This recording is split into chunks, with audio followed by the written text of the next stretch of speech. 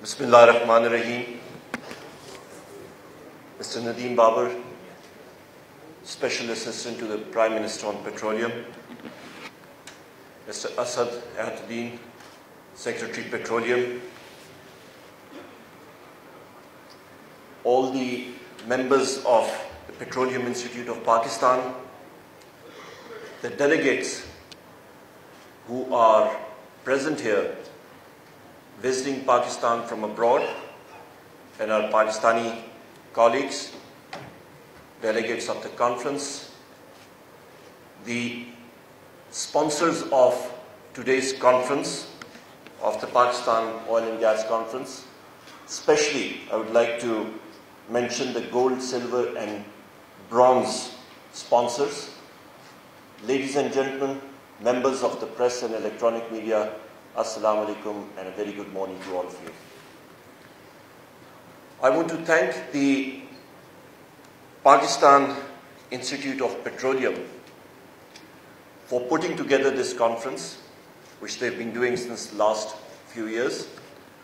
And especially this year, it is very important for us, for the Pakistan Tehreek-e-Insaf and allied parties government, because we are rolling out a series of policies in the energy sector. We presented the new renewable energy policy draft to the Prime Minister about 3 days ago. The energy policy will be coming up in another month and a half. The new E&P policy will be coming out in another month and a half as well. So I think it's very poignant and important that the interaction with the members and operators in the sector carries on, so that you can get a sense of where the government is headed and your input comes into these policies. I want to compliment Nadeem Bhai for his excellent and lucid talk that he gave you a whole canvas of what the industry would look like, what's going to happen in this industry. And I think that was his 30 years of international and domestic experience talking. And he spoke from the heart. So Nadeem, my compliments to you. Ladies and gentlemen, let me just start off by saying that the industry, the energy industry, is also poised at the Kodak moment. And I'm going to elaborate on the Kodak moment in a bit. But first of all, before we go into the details of what the Kodak moment means for the industry, especially the energy industry as we stand today, let me give you a few statistics so that you can mull over them. Because some of these statistics, when you focus on them and you see what sort of a market you're dealing with, it changes the perspective. Mirza Faizan Saab gave an excellent presentation of the energy outlook and presented the report to me, and be sure that I'll be reading it tonight. But let's just look at some of the statistics. Pakistan is a country of 200 million people plus.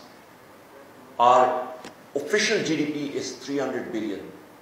But many people do not factor in the informal economy, which is approximately equivalent to the formal GDP.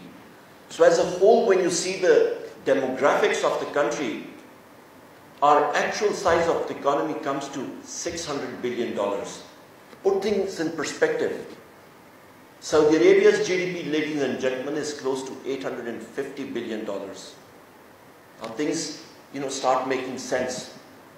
But there's another caveat, there's another difference between Pakistan and Saudi Arabia. Saudi Arabia is a hydrocarbon-rich country, one of the largest producers of oil and petroleum products in the world.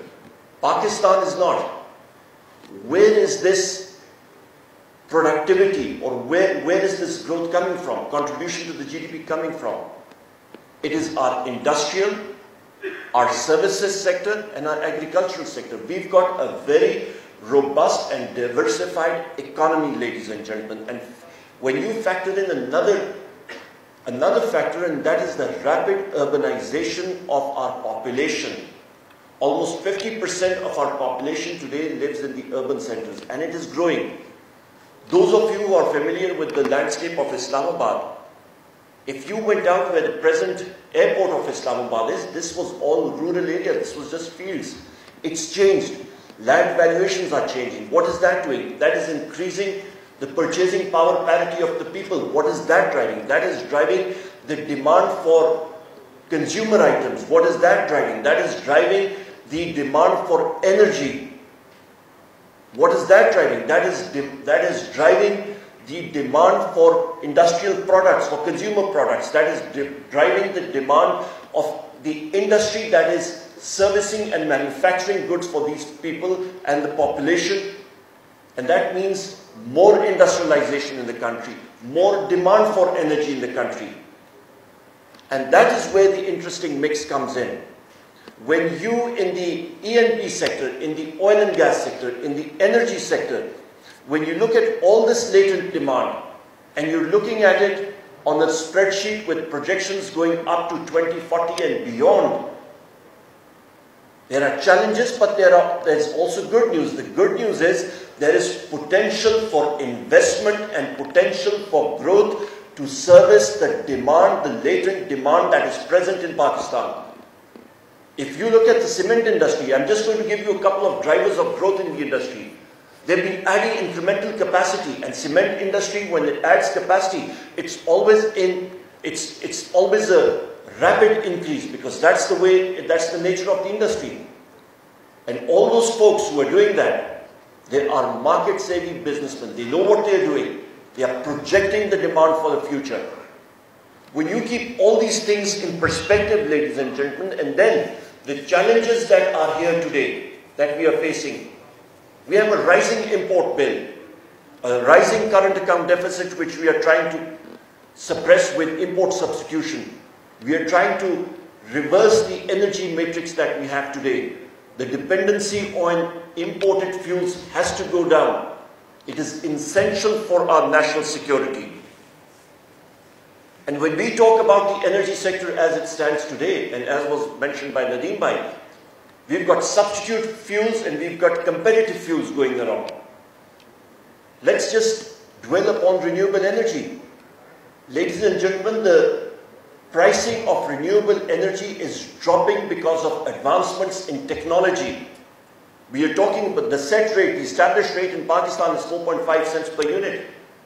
We are talking about energy rates coming down to 2 cents per unit in the very near future, in the 3 to 4 year time horizon.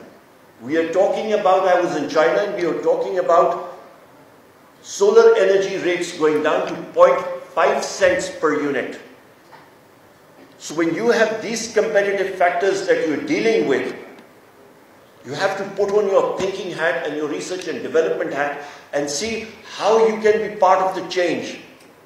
And now comes the Kodak moment. How many of you have heard Kodak? Raise your hands, please. The reason being because it was one of the largest film manufacturers in the world. What happened? It just disappeared. Why? Because it did not forecast the change in photography and digital photography that came about. They just didn't forecast it. It was business as usual. And they said, oh, this is a fact. Digital photography will go out of the window. Nobody can capture light as you can do with a film emulsion, an emulsion film. Guess what? They were wrong. The digitization of and technology changes that came about in the world of photography, it just revolutionized everything. And lo and behold, today on your smartphones, you can take photographs that are 24 megapixels. The same thing is happening in the energy sector, ladies and gentlemen.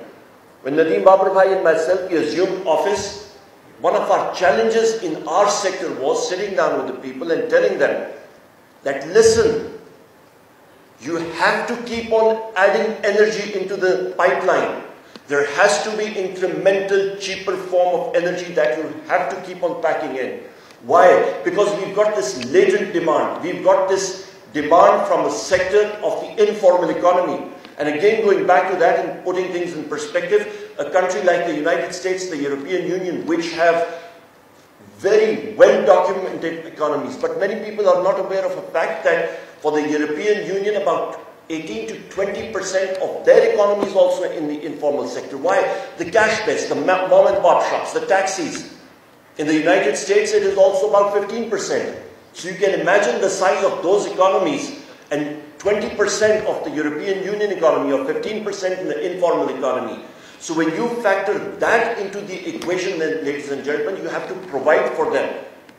And the demand for the cheap energy is there. So, if you go forward and we're looking at a downward trajectory in the prices of energy, and we are telling our people that stop thinking with blinders around your eyes, open your minds to the fact that in today's world, as you bring in more energy, we will be replacing the more expensive energy out of the pipeline. We'll be keeping it away, and it may be even cheaper just to make the capacity payments and bring in the renewable energy.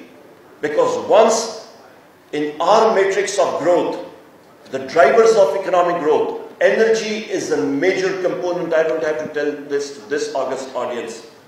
Once we bring that in, it just unleashes the sector. It gives tremendous impetus to our economy. That's where competition comes in. And our growth targets for the renewable energy sector, ladies and gentlemen, by the year 2025, what you saw, what Mr. Faizan projected, approximately 2 to 3% of renewable energy, we want to take it by 2025 to 20% of our energy mix. And by the year 2030, renewable energy, which does not include hydel, we are projecting it to reach 30% of our energy mix. Those are the changes that are taking place.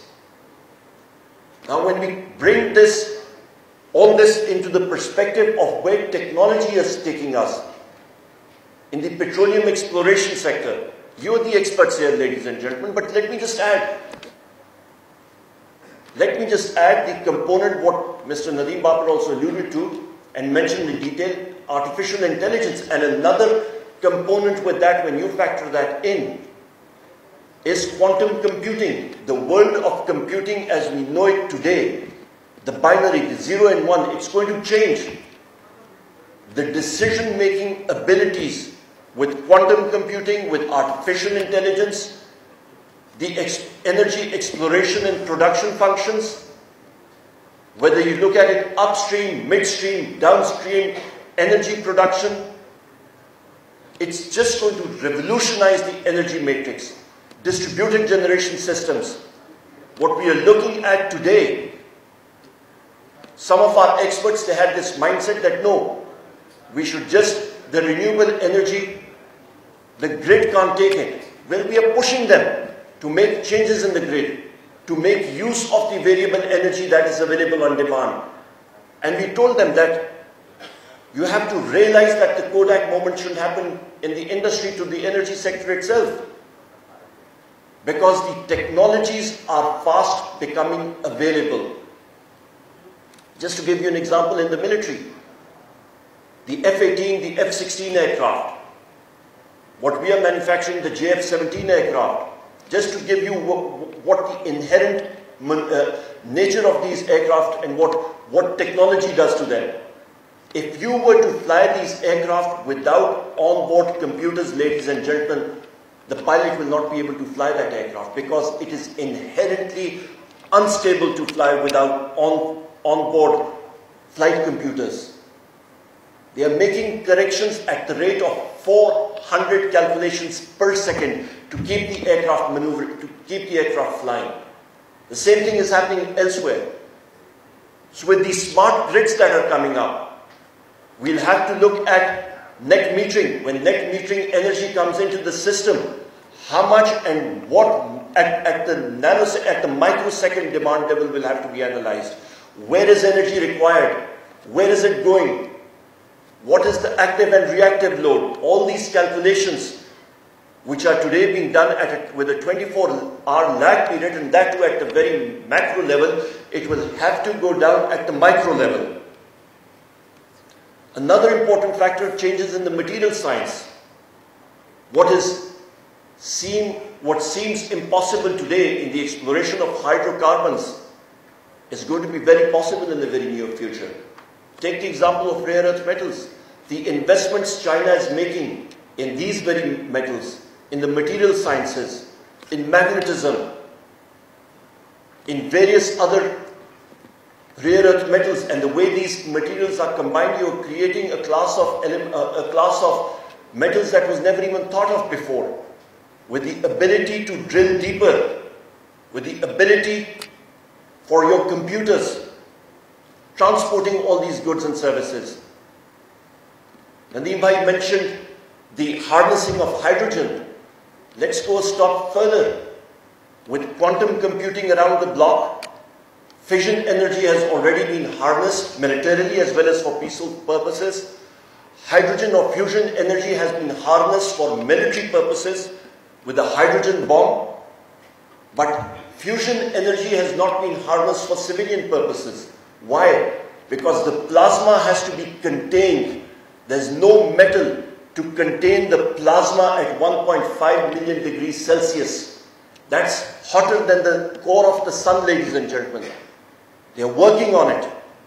And it can only be contained with strong magnets. And where do those magnets come from? From the research and development in rare earth metals. That's where it's coming together. So now you see how all these components fit together and give an impetus to the energy sector.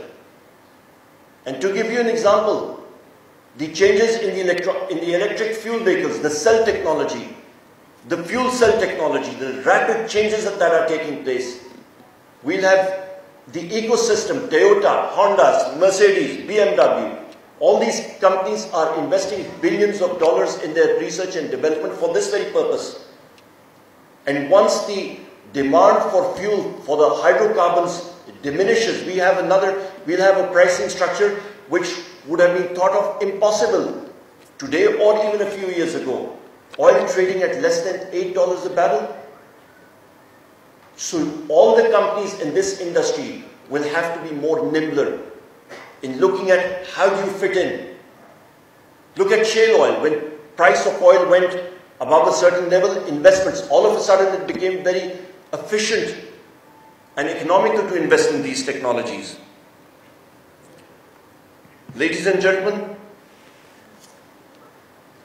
the conference has to carry on, so I'm going to slowly start winding up my brief talk.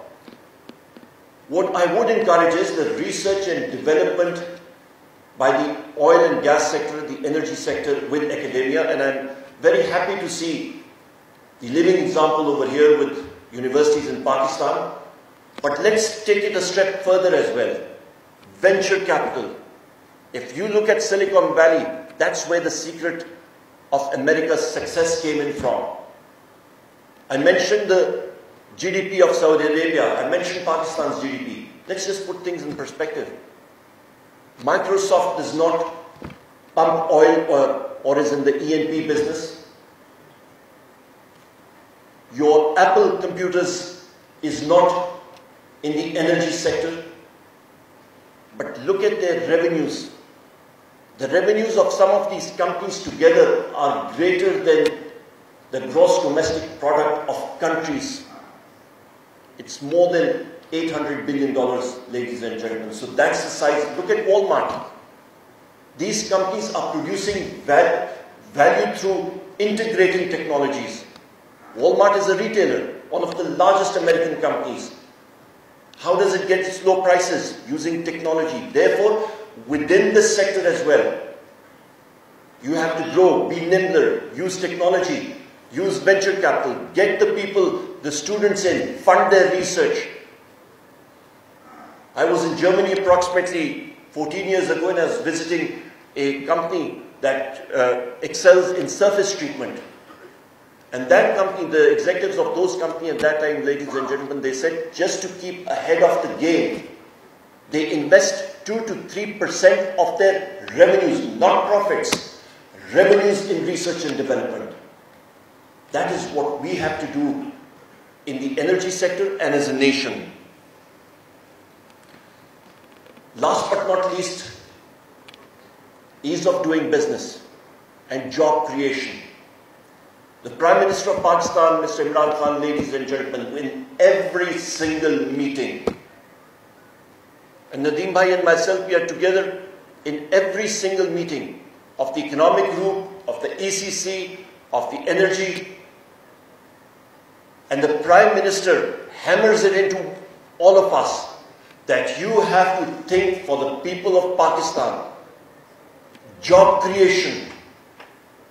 We have to have an environment in which it is a transparent and competitive environment where companies come in and invest. We are reducing red tape. We are making the system more nimbler, more efficient, more proactive, so that companies have to interact with government only on a need-to basis. There shouldn't be paper pushing taking place, because we realize that the most valuable commodity for any businessman or a leader of business houses is time. So we want to leverage your time so that you can spend it on more active and more productive uses. And that is what we are doing. We've got, as I mentioned, we've got our renewable policy out, and we got all the stakeholders in. All the stakeholders' input came in for the first time. Similar thing was going to happen with the ENP policy, as well as with the energy policy.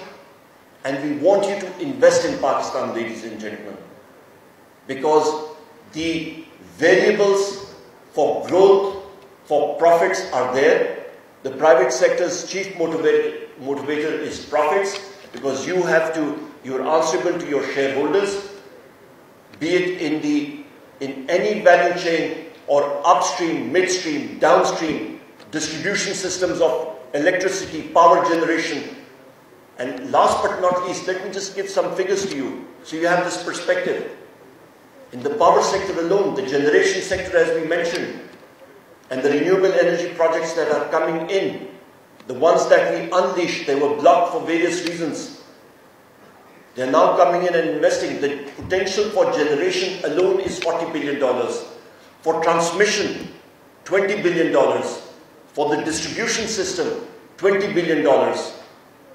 We are putting in the power sector at the distribution level, the automatic metering infrastructure. That means your meter to your grids all integrated. The T&D losses are going to go down. There's a complete different program going on loss recovery, which I don't want to go into the details over here because this is not the audience or the forum. Ladies and gentlemen, I just want to wind up and just say that welcome to Pakistan, and those of you, the Pakistani companies over here, invest. The sky is the limit, the returns are there, and you have a very proactive government to address your requirements. Thank you very much. Pakistan Zindabad.